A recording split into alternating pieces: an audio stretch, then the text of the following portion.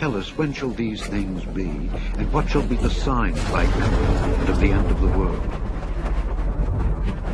A single idea from the human mind can build cities.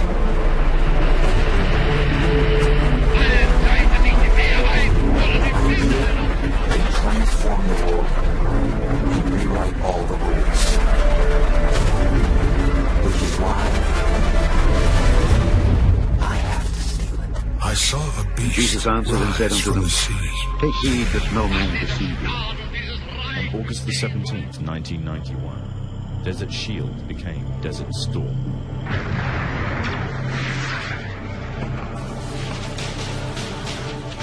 The conflict was witnessed by millions through the eye of CNN and the BBC, showing propaganda of the systematic eradication of Saddam's forces by a coalition far superior in technological, political, and economic power.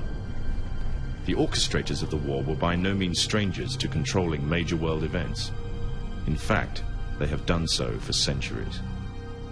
From the shadows, they have engineered every major war, revolution, and recession. They control everything you read, everything you hear, and everything you see. They have managed to indoctrinate an entire populace to their way of thinking and have infiltrated key positions in places of authority. And it is from the shadows that they have created a new political order, a new economic order, and more sinister, a new religious order. Their ultimate aim is total global domination, and they will stop at nothing to reach their goal. The goal that was outlined in a speech given by former President of the United States, George Bush. What is at stake is more than one small country. It is a big idea, a new world order. We talk so much about dispelling myths. How about confirming one? What is this? Susie, this is the tomb of Osiris. The god of the underworld. This once extravagant mausoleum, a moat with 4 pillars engraved with hieroglyphics constructed thousands of years ago, was intended to be a shrine for the keeper of the afterlife. Polls have just now closed in 6 additional states, representing 66 electoral votes. We must follow no other course. Now it is a seed upon the wind, taking root in many nations. We will confront weapons of mass destruction. We will build our defenses beyond challenge, lest weakness invite challenge. This work continues. The story goes on. And an angel still rides in the whirlwind and directs this storm.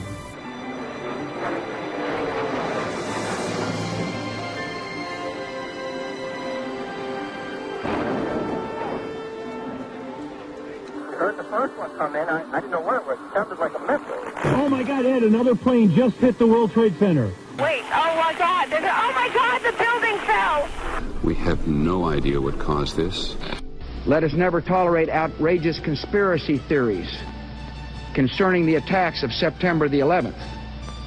Malicious lies that attempt to shift the blame away from the terrorists themselves, away from the guilty. On the morning of September 11th, 2001, 19 men armed with box cutters, directed by a man on dialysis in a cave fortress halfway around the world using a satellite phone and a laptop, directed the most sophisticated penetration of the most heavily defended airspace in the world, overpowering the passengers and the military combat-trained pilots on 4 commercial aircraft before flying those planes wildly off course for over an hour without being molested by a single fighter interceptor. These 19 hijackers, devout religious fundamentalists who like to drink alcohol, snort cocaine, and live with pink-haired strippers, managed to knock down 3 buildings with 2 planes in New York, while in Washington, a pilot who couldn't handle a single-engine Cessna was able to fly a 757 in an 8,000-foot descending 270-degree corkscrew turn to come exactly level with the ground, hitting the Pentagon and the Budget Analyst Office, where DoD staffers were working on the mystery of the $2.3 trillion that Defense Secretary Donald Rumsfeld had announced missing from the Pentagon's coffers in a press conference the day before, on September 10th, 2001. Luckily, the news anchors knew who did it within minutes. Osama bin Laden. The pundits knew within hours. Osama bin Laden. The administration knew within the day. Terrorists who committed these acts and those who harbored them. And the evidence literally fell into the FBI's lap. That a hijacker's passport was found blocks from the World Trade Center crash site, if you can believe that. But for some reason, a bunch of crazy conspiracy theorists demanded an investigation into the greatest attack on American soil in history. That investigation was delayed, underfunded, set up to fail, a conflict of interest, and a cover-up from start to finish. It was based on testimony extracted through torture, the records of which were destroyed. It failed to mention the existence of WTC-7, Able Danger, P-TECH, Sibel Edmonds, OBL and the CIA, and the drills of hijacked aircraft being flown into buildings that were being simulated at the precise same time that those events were actually happening. It was lied to by the Pentagon, the CIA, the Bush administration, and as for Bush and Cheney, well, no one knows what they told it because they testified in secret, off the record, not under oath, and behind closed doors. It didn't bother to look at who funded the attacks because that question is ultimately of little practical significance. Still, the 9/11 Commission did brilliantly answering all of the questions the public had, except most of the victims' family members' questions, and pinned blame on all the people responsible, although no one so much as lost their job, determining the attacks were failure of imagination. Because nobody in our government, at least, and I don't think the prior government that could envision flying airplanes into buildings. Except the Pentagon, FEMA, NORAD, and the NRO. The DIA destroyed 2.5 terabytes of data on Able Danger, but that's okay because it probably wasn't important. NIST has classified the data that they used for their model of WTC-7's collapse, but that's okay because knowing how they made their model of the collapse would jeopardize public safety. Osama bin Laden lived in a cave fortress in the hills of Afghanistan, but somehow got away. Then he was hiding out in Tora Bora, but somehow got away. Then he lived in Abbottabad for years, taunting the most comprehensive intelligence dragnet employing the most sophisticated technology in the history of the world for a decade, releasing video after video with complete impunity and getting younger and younger as he did so, before finally being found in a daring SEAL team raid which wasn't recorded on video, in which he didn't resist or use his wife as a human shield, and in which these crack special forces operatives panicked and killed this unarmed man, supposedly the best source of intelligence about those dastardly terrorists on the entire planet. Then they dumped his body in the ocean before telling anyone about it. Then a couple dozen of that team's members died in a helicopter crash in Afghanistan. You will never ever express doubts about any part of this story to anyone. Ever. And I'm referring to Nimrod, who some scholars also identify as Gilgamesh of Sumerian fame, Apollo of Greek fame, Osiris of Egyptian fame, and this Gilgamesh was a giant who a lot of people didn't even believe was anything more than myth until his grave marker was found a few years back. And then, according to some people, the military swooped in and took possession and control of that dig. Hey, Tom, I want to interject something. I talked to a special operations general who was there when Gilgamesh's remains, and his words were he was in a state of remarkable preservation, okay? He said they have Gilgamesh's remains. So if they have Gilgamesh and he is Nimrod, they got it. And the whole point was to extract the DNA. When the Iraqi regime fell in April 2003, the Iraqi Museum in Baghdad and museums in other provinces such as Mosul, Basra, and Babel were exposed to theft for 2 consecutive days. The theft was carried out by local and international networks as well as Iraqi and Arab agents. It is estimated that 170,000 artifacts were stolen, 15,000 of which have no registration records. The most important of these artifacts are the Sumerian cuneiforms, which represents the philosophy of life and death. Many date back to Mesopotamian times, more than 4,000 years ago. Artifacts pertaining to the civilizations of the Sumerians, Babylonians, and Chaldeans, and others that go back thousands of years in history, were taken away from the land of the 2 rivers. In addition, entire book collections from certain historic eras disappeared from the National Library, thus negatively affecting Iraq's wealth of civilization and culture. One must also mention that some artifacts were stolen and sent to Israel via the American forces. American troops stood by as Iraq's heritage was plundered. One memorable moment that week was when Secretary of Defense Donald Rumsfeld dismissed the looting in Baghdad as unimportant. Freedom's untidy, and free people are free to make mistakes and commit crimes and do bad things. Many of the looters knew which objects they were looking for and where to find them. In other words, they were insiders. Investigations revealed that the main metal gate of the storage rooms was opened. It was not opened by force, which means a person who knew where the key was participated in the theft. J.P. Morgan Chase Bank led a 13-bank consortium to establish the Central Bank of Iraq. De La Rue was brought in to print up the new Iraqi dinar. This currency has some of the most anti-counterfeit measures of any other currency on the planet, and yet it is completely worthless. Its current value is approximately $1,163 to $1 US.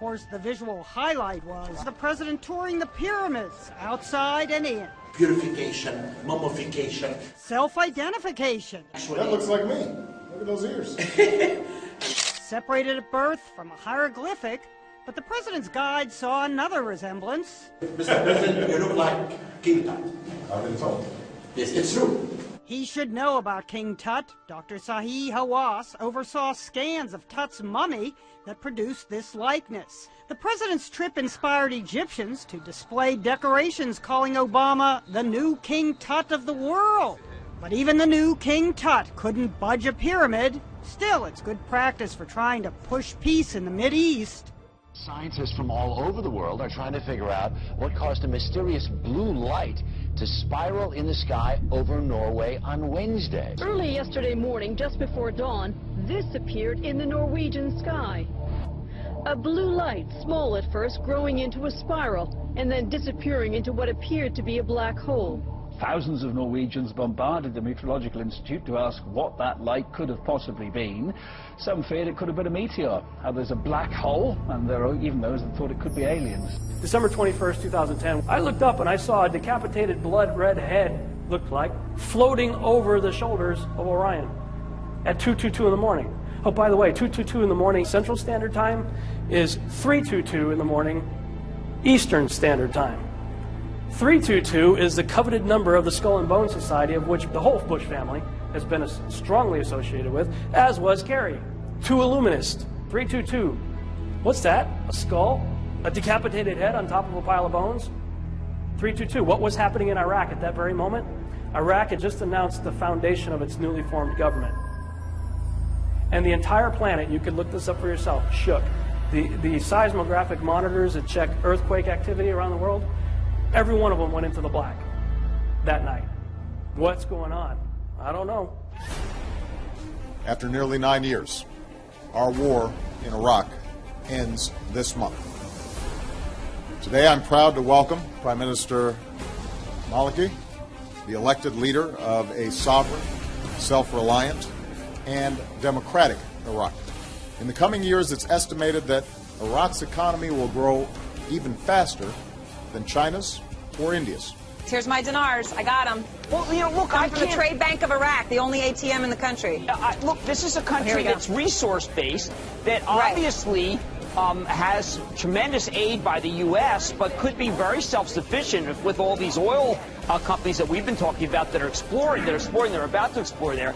And so I told my viewer, look, I can't fight it. I would like to know how best to get it, and it would really be great if, you know, these guys set up these ETFs all the time. How about an ETF to play the dinar? That would really be the best way to go. For the first time in 2 decades, Iraq is scheduled to host the next Arab League summit, and what a powerful message that will send throughout the Arab world. And finally, we're partnering for regional security. For just as Iraq has pledged not to interfere in other nations must not interfere in Iraq. Iraq's sovereignty must be respected. And let us never forget those who gave us this chance. The untold number of Iraqis who've given their lives. More than 1 million Americans, military and civilian, who have served in Iraq. Nearly 4,500 fallen Americans who gave their last full measure of devotion. Tens of thousands of wounded warriors, and so many inspiring military families. People ask me, are we making Iraq safe for the Antichrist or safe for democracy? And it's a little bit of both. This is an extraordinary achievement. Nearly 9 years in the making. We're building a new partnership between our nations. America continues to maintain a high presence in the country, with the largest U.S. embassy in the world located in the capital, Baghdad, with 15,000 members of staff. Before they leave, U.S. forces will have to transfer dozens of bases to the Iraqis and dispose of or ship out thousands of vehicles. Sometimes it's too cumbersome to bring a lot of this equipment back to the U.S., so a lot of it's left on bases. We're leaving over 500 military bases to the Iraqis, both to Iraqi security forces and also to the government. This is a happy occasion for all of us. It is considered one of the most important days for the Iraqi army and Iraqis, which is the day of handing over Sania base from the friendly side to the Iraqi army.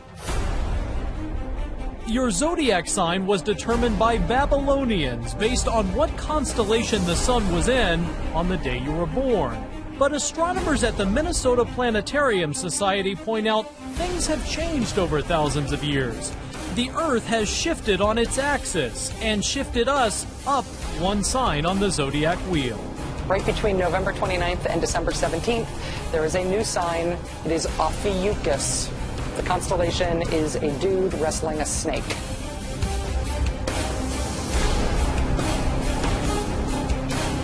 Birds, fish, and all kinds of creatures just dropping dead. 8,000 dead turtle doves in Italy. Hundreds of birds dead in Rockwell, Texas. 500 red-winged blackbirds in Louisiana. 3,000 dead red-winged blackbirds in Arkansas. Several hundred dead in Kentucky.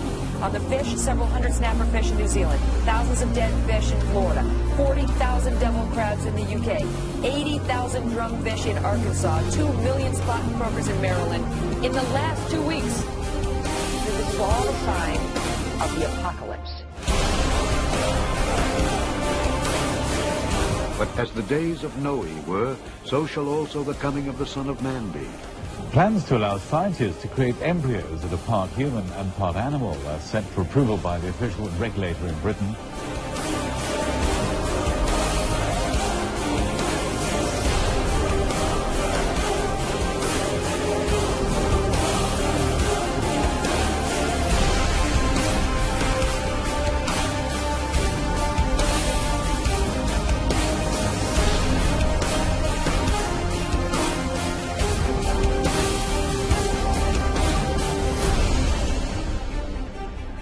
There shall be signs in the sun, and in the moon, and in the stars. And upon the earth, distress of nations with perplexity. The sea and the waves roaring. Men's hearts failing them for fear, and for looking after those things which are coming on the earth. For the powers of heaven shall be shaken.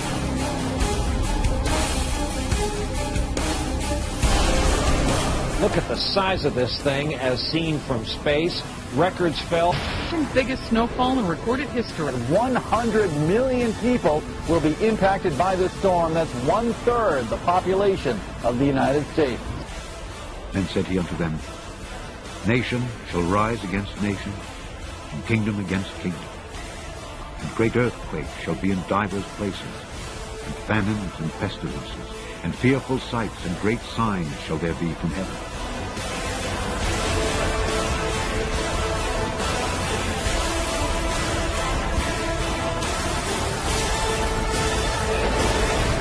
Except those days should be shortened, there should no flesh be saved. But for the elect's sake, those days shall be shortened.